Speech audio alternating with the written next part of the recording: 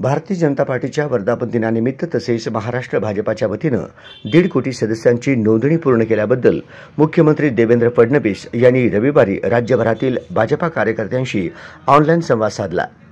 मुख्यमंत्री देवेंद्र फडणवीस यांचे थेट प्रक्षेपणाद्वारे मार्गदर्शन ऐकण्यासाठी आमदार देवेंद्र कोठे यांच्या संपर्क कार्यालयात भाजपाच्या विविध पदाधिकारी आणि कार्यकर्त्यांची मोठी गर्दी झाली होती।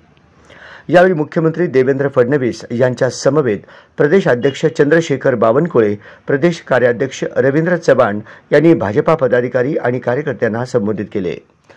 या प्रसंगी भाजपाचे ज्येष्ठ नेते माजी शहराध्यक्ष रामचंद्र जन्नू यांच्या वाढदिवसानिमित्त त्यांचा सत्कार करण्यात आला।